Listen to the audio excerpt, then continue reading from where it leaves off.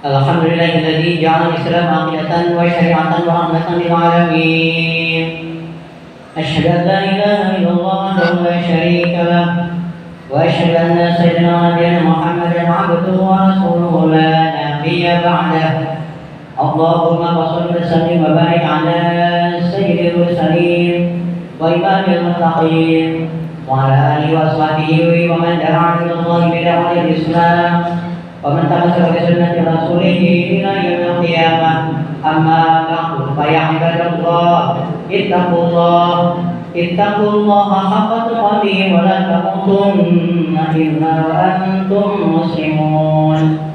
وقال الله تعالى في كتابه الكريم: فوسطوا القائلين أعوذ بالله السميع العليم من الشيطان الرجيم ولو أن القرى آمنوا واتقوا لفتحنا عليهم بركات من السماء والأرض ولكن كذبوا فأخذناهم بما كانوا يكسبون.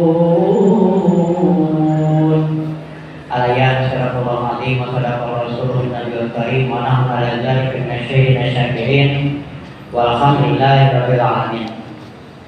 Hadirin jamaah rahimakumullah, puji dan syukur marilah kita panjatkan kehadirat Allah Abdul Ghafur, Tuhan yang telah memberikan berbagai macam anugerah serta kenikmatan kepada kita, di antaranya nikmat sehat, nikmat panjang umur, nikmat kemerdekaan, di mana saudara kita di Gaza, Palestina, walaupun sudah dijatuhkan senjata, tetapi di Zionis Yahudi laknatullah terus saja melanggar perjanjian dan masih terus membunuhi, membantai saudara kita di sana.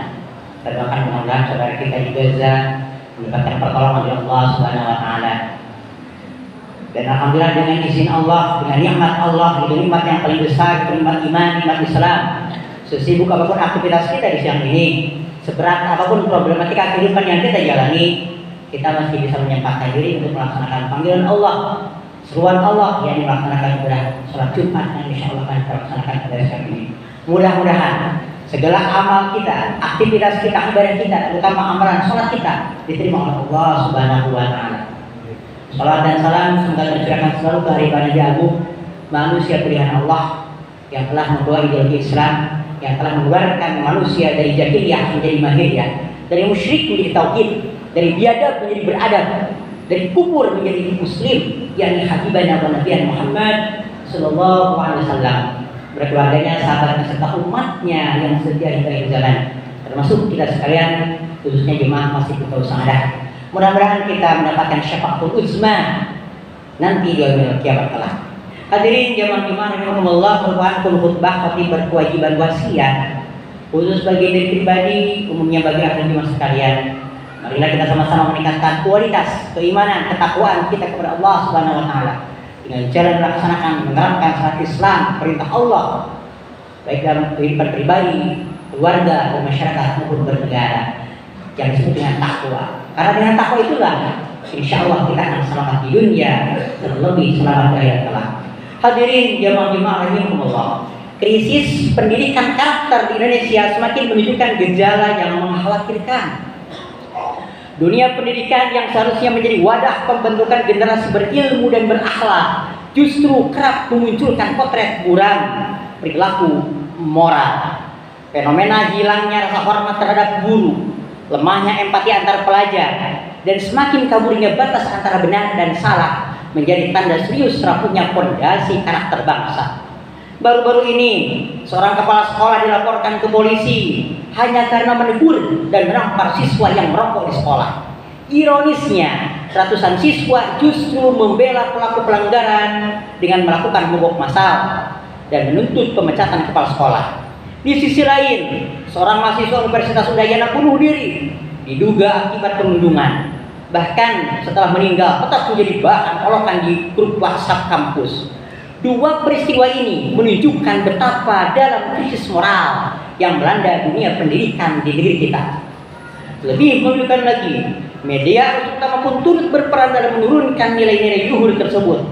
Salah satu tayangan di Trans 7 bahkan menggambarkan adab santri yang menghormati guru sebagai budaya feodal yang tak pantas dipertahankan.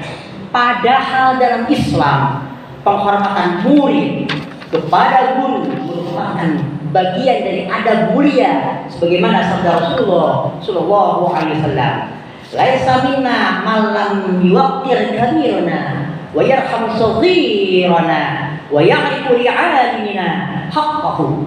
Bukan termasuk golongan kami orang yang tidak memuliakan yang tua, tidak menyayangi yang muda, dan tidak mengetahui hak orang alim di antara kita. Kitab Al-Qurtubi Al-Jami' Al-Ahkam Al-Quran 17 halaman 241. Pendidikan sejati dalam Islam bukan sekedar transfer ilmu, melainkan proses pembentukan karakter dan akhlak yang berakar kuat pada akidah Islam. Ma'asyiral muslimin wa jumlatul mu'minin rahimakumullah. Akar krisis pendidikan karakter di Indonesia sejatinya terletak pada penerapan sistem pendidikan sekuler, sistem yang memisahkan agama dari kehidupan.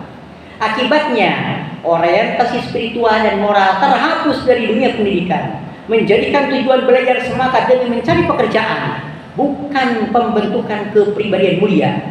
Tak hanya siswa, banyak guru pun terseret arus krisis moral. Kasus kekerasan, pelecehan, hingga korupsi di dunia pendidikan menunjukkan bahwa sebagian pendidik belum mampu menjadi teladan. Imam Al-Quraisy mengingatkan, "Wa man lam yu'addib nafsahu lam yata'addab bihi ghairuhu." Siapa saja yang tidak bisa menanamkan adab pada dirinya, maka orang lain tidak mungkin mempelajari adab darinya. Tafsir Al-Quraisy juz 2 halaman 36. Semua ini merupakan buah sistem pendidikan sekuler yang berpaling dari Al-Quran. Sebagaimana firman Allah Subhanahu wa taala, "A'udzubillahi minasyaitonir rajim. Wa man a'rada 'an dzikri fa inna lahu ma'isyatan dhanka." Siapa saja yang berpaling dari peringatanku yaitu Al-Quran, maka sesungguhnya bagi dia kehidupan yang sempit. Quran surah Toha surat 20 ayat 124. Dalam pandangan Islam, pendidikan bukan sekadar mencetak manusia cerdas, tetapi membentuk insan berkepribadian Islam atau syakhsiyah Islamiyah, yaitu pola pikir dan pola sikap yang berbijak pada akidah Islam. Hal ini ditegaskan dalam wahyu Allah dalam Al-Quran. A'udzubillahi minasyaitonir rajim. Walladzi ba'atsa fil ummiyina rasulan minhum yatlu 'alaihim ayatihi wa yuzakkihim wa yu'allimuhumul kitaba wal hikmah wa in kanu min qabli dhalalin mubin. Al-ayat. Dialah Allah yang mengutus di tengah-tengah kaum yang ummi seorang rasul dari kalangan mereka. Dia bertugas membacakan kepada mereka ayat-ayatnya, menyucikan jiwa atau diri mereka, serta mengajari mereka Al-Quran dan hikmah, sementara mereka sebelumnya benar-benar ada dalam kesesatan yang nyata. Quran surah Jumu'ah surat ke-62 ayat 2. Rasulullah SAW pun bersabda, "Innama bu'istu liutammima makarimal akhlak." Sesungguhnya aku diutus hanyalah untuk menyempurnakan akhlak yang mulia. Hadis riwayat Imam Al-Bazzar dan Al-Baihaqi. Dengan demikian, pendidikan dalam Islam memiliki misi utama, yaitu membina akhlak mulia dan kesucian jiwa agar manusia menjadi hamba yang taat kepada Allah Subhanahu wa taala. Sebaliknya, sistem pendidikan sekuler yang memisahkan ilmu dari iman melahirkan generasi yang mungkin cerdas secara intelektual tapi miskin akhlak dan adab. Karena itu, para ulama klasik menekankan pentingnya adab sebelum ilmu. Sebagaimana dikatakan, "Ta'allamul adaba qabla an tata'allamul ilma." Pelajarilah adab atau akhlak sebelum kalian mempelajari ilmu. Kitab Ibnu Abad Al-Bad, Jami' Al-Bayan, Ilmu Al-Bad, juz 1 halaman 164. Adab adalah fondasi ilmu yang membentuk generasi berilmu, beriman dan bertakwa. Sistem pendidikan Islam menempatkan akidah sebagai asal segala ilmu, mengarahkan seluruh potensi peserta didik untuk beramal dan berkarya demi meraih ridha Allah Subhanahu wa taala. Ma'asyiral muslimin rahimakumullah.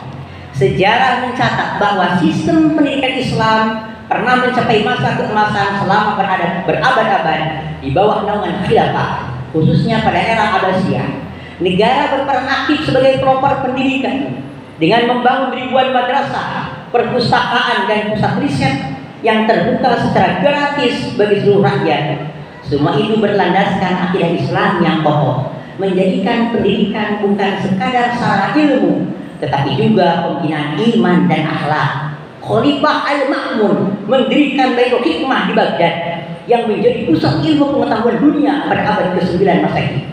Dari sana lahir ilmuwan sekaligus ulama besar di berbagai bidang seperti matematika, kimia, astronomi, kedokteran, fikih, dan tafsir. Mereka bukan hanya cerdas secara intelektual, tapi juga memiliki takwaan dan akhlak yang mulia.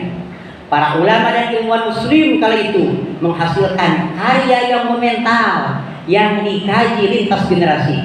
Ibnu Katsir mencatat bahwa dunia Islam pada masa itu dipenuhi oleh para ulama dan pelajar. Dalam Al-Bidayah wa Nihayah juz 10 halaman 279. Sistem pendidikan di bawah khilafah berhasil memadukan kemajuan sains dengan spiritualitas Islam karena seluruh kebijakan pendidikan berasaskan akidah dan syariah. Ilmu dan iman berjalan seiring, melahirkan peradaban gemilang yang menyeimbangkan kemajuan intelektual dan kemuliaan moral. Dalam pandangan Islam, negara memiliki tanggung jawab langsung untuk menyediakan pendidikan gratis dan berkualitas bagi rakyatnya. Rasulullah SAW bersabda, "Al-imamu ra'in wa huwa mas'ulun an ra'iyatihi." Imam atau pemimpin adalah pemimpin dan dia bertanggung jawab atas rakyat yang dia pimpin. Hadis riwayat Al-Bukhari dan Muslim. Imam Al-Mawardi menegaskan bahwa di antara tanggung jawab pemimpin atau penguasa adalah memenuhi seluruh kemaslahatan rakyat, termasuk pendidikan. Dalam kitab Al-Ahkam As-Sultaniyah halaman 27. Karena itu hanya sistem pemerintahan Islam yang menjadikan akidah sebagai asas dan syariah sebagai pilar utamanya yang mampu mewujudkan pendidikan berkualitas serta membentuk manusia beriman, berilmu dan berakhlak mulia. Sebaliknya, dalam sistem kapitalis demokrasi sekuler saat ini, pendidikan kehilangan ruh spiritualnya dan cenderung bersifat materialistik. Masyaallah muslimin rahimakumullah, melihat realitas yang ada, jelas bahwa krisis pendidikan karakter di Indonesia bukan sekedar persoalan teknis atau perilaku individu, melainkan masalah sistemik yang bersumber dari akar sekulerisme. Upaya seperti revisi kurikulum, pelatihan guru atau penambahan jam pelajaran agama hanya bersifat tambal sulam, tidak menyentuh akar masalahnya. Sistem pendidikan sekuler telah gagal melahirkan manusia bertakwa karena memisahkan ilmu dari iman. Solusi sejatinya adalah mengganti sistem pendidikan sekuler dengan sistem pendidikan Islam yang berlandaskan akidah dan syariat Islam sebagaimana diterapkan pada masa kejayaan khilafah. Hanya dengan sistem pemerintahan Islam yang menerapkan syariah secara kafah, pendidikan akan kembali melahirkan generasi beriman, berilmu dan beradab, yaitu generasi khair ummah yang menebarkan kebaikan dan kemuliaan. Allah Subhanahu wa taala berfirman, "A'udzubillahi minasyaitonir rajim. Fahukmal jahiliyyah yabghun wa man ahsanu minallahi hukman liqaumin yuqinun." Apakah sistem hukum jahiliyah yang mereka kehendaki atau hukum siapakah yang lebih baik daripada hukum Allah bagi kaum yang yakin? Quran surah Al-Maidah surat ke-5 ayat 50. Ayat ini menegaskan bahwa hanya dengan penerapan syariat Islam secara kafah oleh institusi negara, pendidikan akan kembali bersinar dan menjadi sumber peradaban yang mulia. Negara Islam akan menjadi pelindung ilmu, menjaga adab dan penegak keadilan, melahirkan generasi ulama dan mujahid yang membawa cahaya Islam ke seluruh penjuru dunia, menebarkan rahmat bagi seluruh alam. Wallahu a'lam bishawab. Barakallahu lakum fil Qur'anil Karim wa nafa'ani bima fihi minal ayatil hakim. Taqabbal minni wa minkum tilawatahu innahu sami'un alim. Faqul bi barakatihi wa rahmihi. Allahumma sholli wa sallim wa barik ala sayyidina Muhammadin wa ala alihi wa sahbihi ajma'in.